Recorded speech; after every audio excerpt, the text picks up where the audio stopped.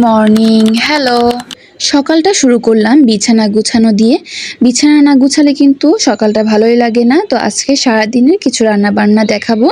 আর আমি কয়েকদিনের ভিডিও একসাথে করে দেন আর কি এই ভিডিওটা বানিয়েছি। এই যে সকাল সকাল খুব জুম করে আমি গাছগুলো দেখছিলাম, কারণ ওই দিন অনেক বৃষ্টি হয়েছিল। যেদিন একদম সকাল থেকে রাত পর্যন্ত বৃষ্টি হলো, তার পরের দিনের ভিডিও এটা। তো খুব ভালো লাগছিল, পাতাগুলো দেখতে একদম সবুজ লাগছিল। তো এদিকে আমি খুব ভালোভাবে বিছানাটা গুছিয়ে নিয়েছিলাম আর একটা নতুন চাদর বিছিয়ে নিয়েছিলাম। চাদরটার কালারটা আমার কাছে খুব ভালো লেগেছিল। আর এদিকে একটা নাস্তা তৈরি করেছিলাম ব্রেড দিয়ে, আর হচ্ছে গিয়ে একটা কাবাব দিয়ে। তো এটা মনে হয় না কেউ ট্রাই করেছে। আমার সেদিন মনে হলো যে এরকম একটা কিছু বানিয়ে দিলে বাচ্চারা খুব তাড়াতাড়ি খেয়ে নিতে পারবে। তো এর জন্য কাবাবটাকে ভেজে এরকম করে ম্যাশ করে দিয়ে দিয়েছি রুটির উপরে।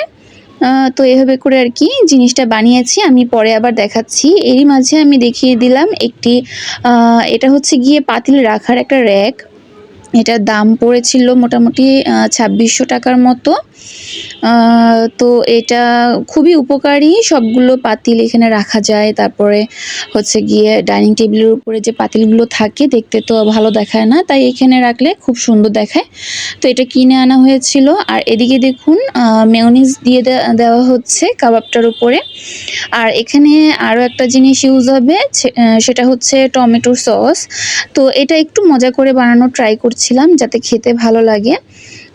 এরপরে মেয়োনিজটা আমি পুরোটা দিয়ে দিয়েছি কাবাবের উপরে যতটুকু লাগবে। আর এরপরে একটা ক্যাচাপের প্যাকেট খুলে দেন দিয়ে দিলাম টমেটো ক্যাচাপটা, বা এখানে টমেটো সসও দিতে পারেন। তো আমি এভাবে করে দিয়ে দিলাম খুব ভালোভাবে।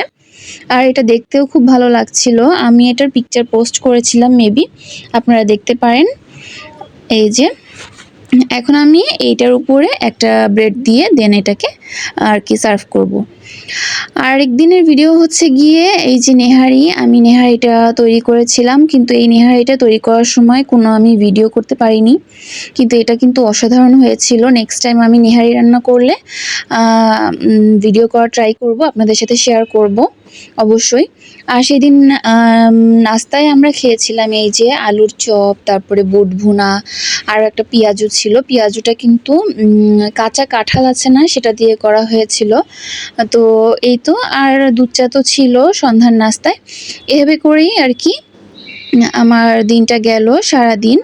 আর নেহারি যেটা করেছি ওটা আরেক দিনের ভিডিও ছিল, তো একসাথে অ্যাড করে দিলাম। আম ডাল রান্না করেছিলাম। কাঁচা আমের এখন সিজন, তো কাঁচা আম দিয়ে ডাল কিন্তু খুবই ভালো লাগে। সেদিন আমি ডাল দিয়ে কাঁচা আম দিয়ে রান্না করেছিলাম, খুব ভালো লেগেছিল খেতে।